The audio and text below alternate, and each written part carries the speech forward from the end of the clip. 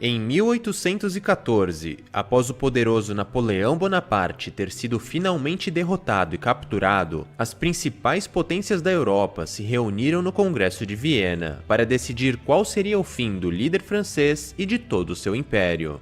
Embora Talleyrand, ex-ministro das Relações Exteriores da França, tivesse sugerido que Napoleão deveria ser exilado em uma ilha bem distante da Europa, o Congresso decidiu enviá-lo para a ilha de Elba, próxima à costa da Itália. Mesmo preso numa ilha, o nome de Napoleão Bonaparte deixava todo mundo preocupado. Meses mais tarde, a ilha de Elba foi cercada e, então, passou a ser vigiada por navios britânicos. Porém, certo dia, uma embarcação conseguiu de alguma maneira aportar na ilha, pegar Napoleão e fugir. Esta fuga, quase impossível, chocou as pessoas por toda a Europa e deixou os governantes aterrorizados. Desejando recuperar o seu poder a qualquer custo, Napoleão retornou para a França.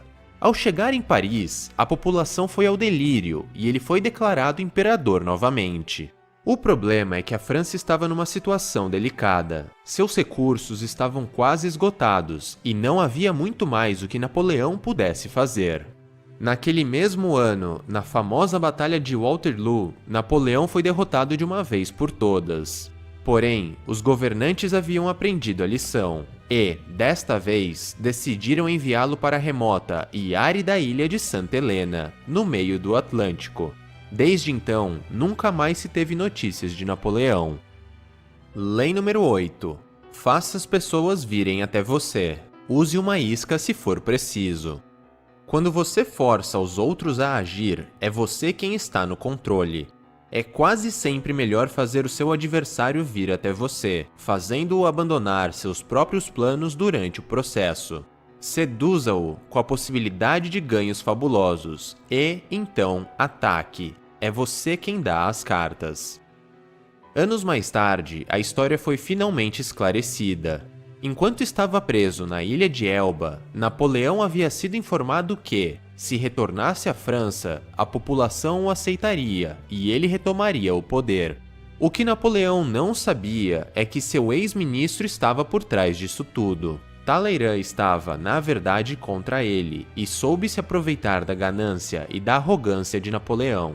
Quando decidiram exilar o poderoso líder em Elba, Talleyrand protestou, mas ninguém o escutou.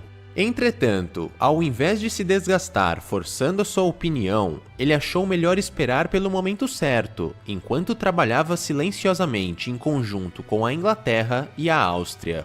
Eles jogaram a isca, e Napoleão a mordeu. Era tudo um grande teatro. Talleyrand sabia desde o início que, ao retornar ao poder, Napoleão iniciaria novas guerras e, diante da situação da França, ele acabaria cavando sua própria cova. Talleyrand foi um mestre da estratégia, e seu esquema foi capaz de derrubar um dos líderes mais poderosos da história. Líderes extremamente agressivos e ambiciosos estão fadados ao fracasso. Sem saberem lidar com suas fortes emoções e diante do número crescente de inimigos, uma hora eles entram em colapso. Portanto, não confunda atitudes rápidas e agressivas com atitudes eficazes e inteligentes. Na maioria das vezes é melhor ficar parado, manter a calma e fazer seus adversários virem até você, enquanto caem em suas armadilhas ao longo do caminho. Quando você faz as pessoas virem até você, é você que assume o controle do jogo. Faça com que os outros reajam aos seus movimentos e não você aos movimentos deles, pois isso os colocará na defensiva. Domine suas próprias emoções e aprenda a jogar com as emoções dos outros. Dessa forma, eles irão cometer ainda mais erros e ficarão cada vez mais fracos. Quando você dita as regras do jogo e faz a outra pessoa vir até você, ela se desgasta e desperdiça energia pelo caminho, e, no fim, acaba cavando a própria cova.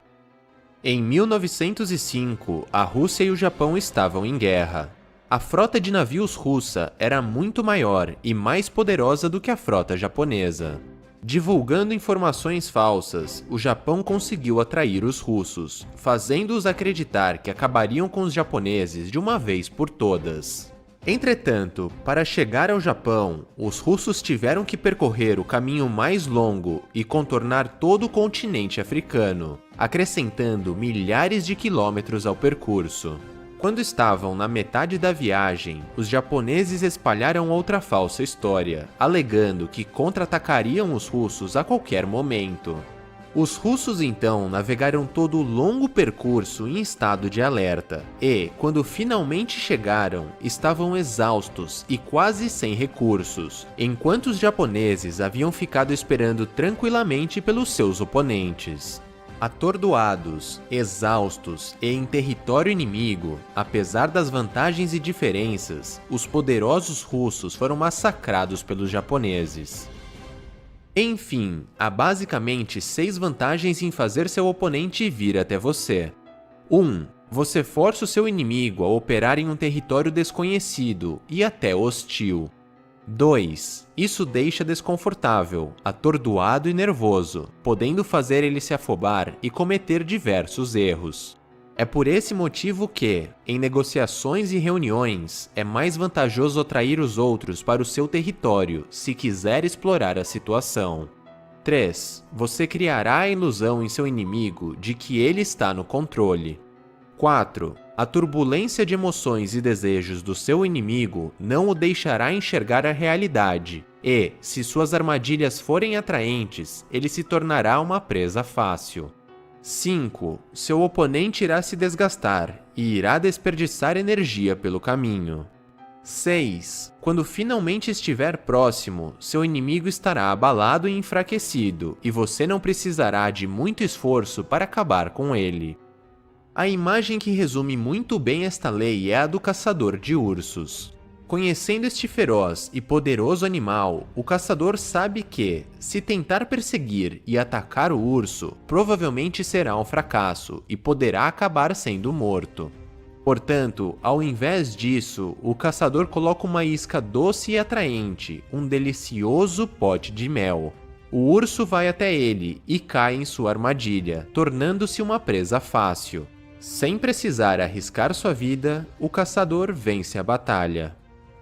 Entretanto, há o inverso para esta lei, e você precisa saber escolher a melhor tática de acordo com a situação. Quase sempre você deve optar por jogar uma isca e fazer o seu inimigo vir até você. Porém, em alguns casos, tomar a liderança e atacar de forma repentina e agressiva o adversário é a melhor opção. O ataque rápido e violento assusta e força seu inimigo a reagir sem pensar, fazendo ele entrar na defensiva e cometer diversos erros. No fim das contas, nos 2 casos, você estará fazendo seu alvo reagir de acordo com as suas regras. Em outras palavras, você estará no controle da situação. Então, quando é melhor utilizar cada uma dessas estratégias? Bem, se você estiver com o tempo ao seu favor e souber que o seu inimigo é tão forte ou mais forte que você, então jogar uma isca e fazê-lo vir até você será a melhor opção. Dessa forma, você irá enfraquecê-lo e poderá eliminá-lo. Por outro lado, se o tempo não estiver ao seu favor e se seu adversário for mais fraco que você, não dê a ele a oportunidade de se recuperar e se fortalecer. Ataque imediatamente e acabe com seu inimigo de uma vez por todas.